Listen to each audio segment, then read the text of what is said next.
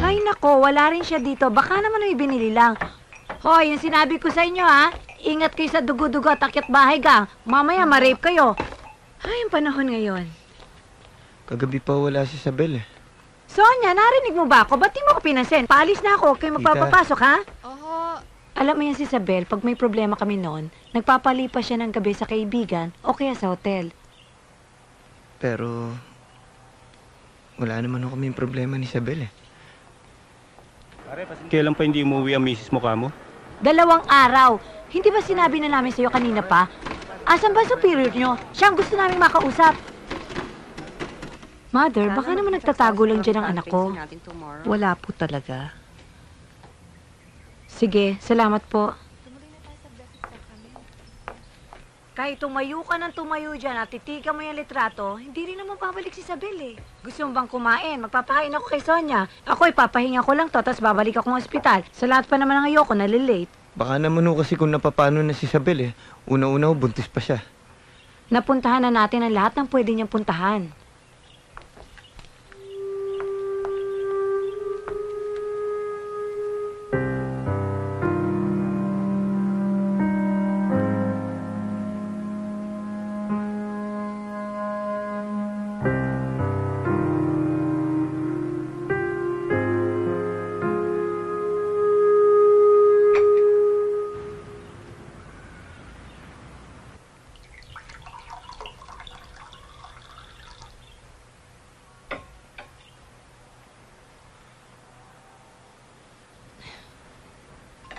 Maraming hindi nakakaintindi sa relasyon naming mag-ina ni Isabel. Eh bakit parating nag-aaway?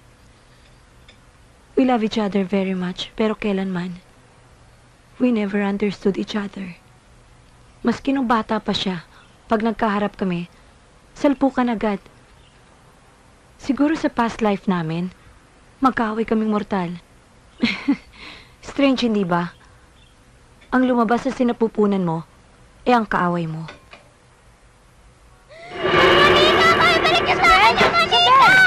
Ano ka ba? Sasama ko kayo kay Daddy! Pag hindi ka tumigil, ikukulong kita sa kwarto mo 1 whole day! Bakit nyo kasi tinapon? Madumi na yon, puro germs. Ibibili na lang kita ng bagong manika. Ayoko! Hindi kayo ng Daddy! Kung minsan, hindi mo siya mapaamo. Mami! Hi, baby! Kung minsan naman, ang amo-amo. Ano yan, Mami?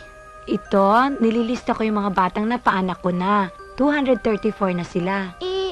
Ano naman po itong nasa kaliwa? Ito naman yung mga batang patay na nung pinaanak ko. 9 na sila. Sabel? Pinatay niyo sila, Mami! Pinatay niyo sila! Sabel! Sabel! Sa daddy niya, close na close si Sabel. Hi, baby! Hi! Halika nga rito. May pasalubong ako sa'yo. Kinukulit ako ng Tito Vic mo na ibili kita ng manika. Ayan, oh. Bumili niyan. Thank you po! Eh, nagiging kamukha mo na nga pare nung lumaki. Dati si kumari lang. Oo nga. Manang-mana sa daddy niya, no? Daddy, wag mo akong iwan! Daddy, sasama ako sa'yo! Ayoko Hindi dito! pwede. Kaya lalong lumala ang lahat na magkahiwalay kami ng daddy niya. Ayaw niyang palisin si Santi. Ayoko dito, Daddy! Daddy! Sabel! Daddy, sasama ako sa'yo! Daddy! Dayin mo ako! Ayoko dito! Daddy! Daddy! Daddy! Mahal pa rin ako ni Santi, yung daddy ni Isabel. Pero ako, wala na. Ganun ako eh. Pag tapos na, tapos na. You have to move on. Yun ang isa sa pinakamalaking galit sa akin ni Isabel. Na maski mahal na mahal pa rin ako ng daddy niya, hiniwalayan ko to. Madala siya sa daddy niya. Pare, malilate na tayo sa flight. Basta huwag kang magpapapasok ng di mo kilala, ha? Nandito naman si Manang, eh, ha? Opo. O sige, mag-aaral ka mabuti, ha? Pakabait ka. Madalas wala si Santi. Nasa Japan o Hong Kong. Kaya lagi naiiwang malungkot si Isabel.